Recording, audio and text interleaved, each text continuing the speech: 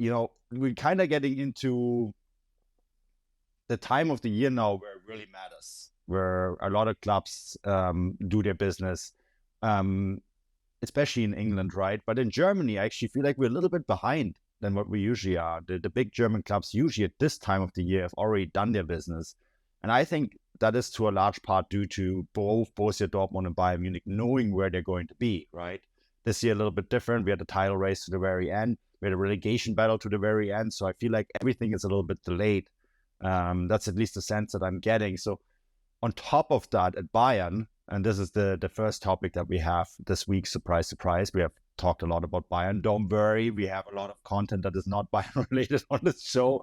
So please stay tuned if you're not a Bayern fan. But I feel like at Bayern Munich, there is a lot of upheaval at the moment because Hasan Salihamidzic, the guy who does all the transfers, is gone. And I actually had a really interesting conversation with Alphonso Davies' agent the day I flew to Germany, which I think is 48 hours ago. So bear with me here. But the conversation that I had with him, and there's a big feature on Davies up on Transfermarkt with some of the quotes. So if you're more interested in that, go check that out. But essentially, what he complained about at the moment is that there's no one to talk to, because Hasan Salihamidzic did all the transfers and he alone did all the transfers. Oliver Kahn was not involved. He's of course gone too.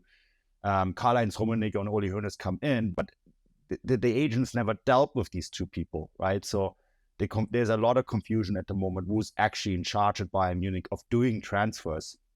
And that seems to delay a lot of things, but it also seems to cause some people who were on the fence about leaving or not to actually now making the decision to probably leave.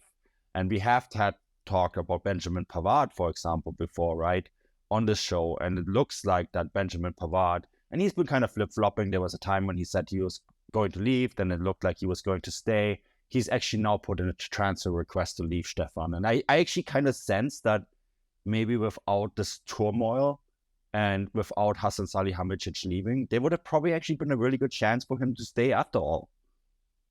Yeah, possibly. Pavard's kind of baffled me for a number of years now, I must admit. There's always been so much discussion about his ideal position. He's obviously been very outspoken in a way that I think goes beyond his station, to be perfectly honest with you. He's very vocal about saying, he wants to play central defence. Not a big fan of playing as a right back. He thinks he's better as a central defender. I saw Kevin Hatchard make a really good point about this on Twitter, actually, when he said, for years Pavard has said he thinks he's a better central defender than right back, but in truth, it's probably the other way around. And I think I probably agree with him to an extent, because whenever Pavard has had a chance to play as a central defender, maybe not always, but more often than not, he usually has come up short. We saw that in recent games towards the end of the season. I think that Leipzig game is perhaps a good example of that, where he was kind of parachuted into a central defence position and, he kind of choked to a large extent. He looked sloppy on the ball. He looked very sloppy off the ball.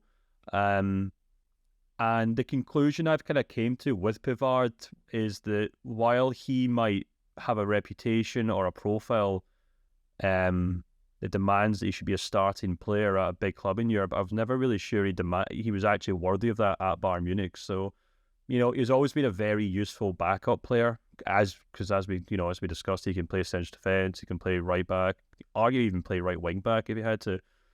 But I just never really thought he was worth this much trouble, to be honest with you. I think he's probably benefited from the fact that Bayern have just made no effort to fix that right back position for a number of years now. Talking about, it's basically Pavard or Bruno Sarr in that position. Cancelo obviously could have done that role when he was here on loan. He's now obviously returned to Man City, I'd imagine, or will do in the coming weeks.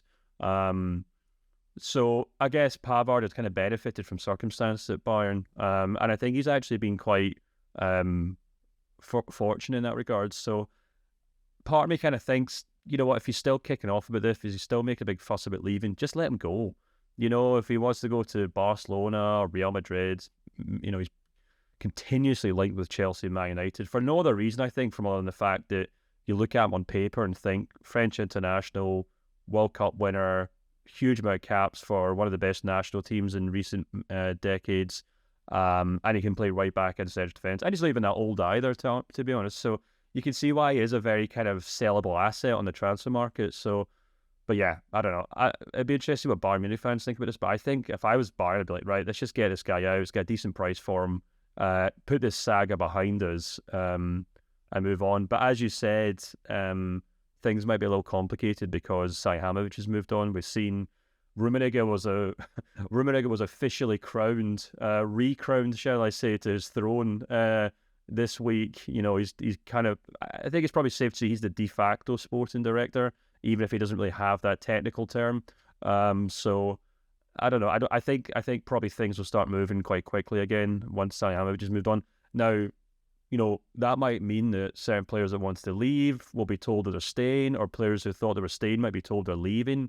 We'll kind of have to wait and see, you know, what Rummenigge and Hoeneß's kind of priorities are in that regard. But yeah, I don't know. Rummenigge, he's got a huge amount of contacts. He's been in the game for a long time. I think he knows how to sell a player for a good value, and I think that's probably what's going to happen with Pavard. Yeah, I mean, it's not surprising that one of the clubs that are now linked to Pavard is Juventus, right? And we know Rummenigge has a lot of contacts in Italy. So